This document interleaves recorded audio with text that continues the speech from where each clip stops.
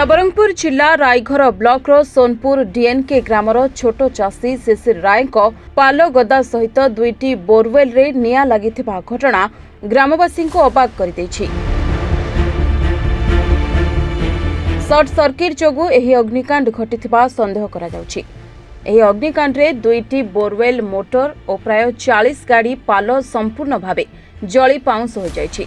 प्राय 2,50,000 टंकारु अधिक संपत्ति क्षति घटी। छोट चाषी भावे शिशिर राय धार करज करी मक्का और फूलकोबी चाष करुथिले। वर्तमान समय एही फसल दुईटी पई नियमित सिंचन आवश्यक। बोरवेल नष्ट हो जिबारु तांको चाष काम प्राय अचल अवस्था पड़ी रही। तेबे रायघर अग्निशम विभाग एक टीम घटनास्थल पहुंची नियाकु नियंत्रण करथिले। अन्यपटे घटनास्थल रे कोनोसी पूर्व शत्रुता रही किंबा प्रकृत रे विद्युत सर्ट सर्किट जोगु अग्निकांड घटी सेथिपाई तदंत चली। ग्रामवासी माने प्रशासन को तुरंत क्षतिपूरण और सहायता जोगाई देबाकु दाबी करिसेंती। हमार नाम शिशिर राय सोनपुर डीएनके।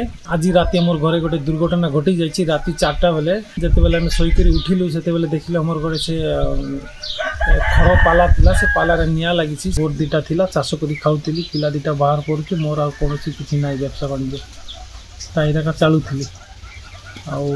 बोर दुटा जली जबार मोर बिल्कुल किसी आ व्यवस्था नहीं। कहला पर जमीर फसल अच्छी पानी पुणी कौन कर कौन मुंड काम करूनी से खर दर जली जाए किसी गोटे कर बलद मिसाब न खाई अच्छी खर पाई कहबी किंतु बोर दुटा मोर बेसी असुविधा जली जाए। जमीर फसल अच्छी काली चारा मिसा लगा चलुची। बर्तमान मोर पाखे किसी व्यवस्था मिसा नहीं कौन कहबी। गरीब लोक सरकार पाखे गोटे मोर आशा तांके किसी गोटे जदि भाभी बोले भल थी।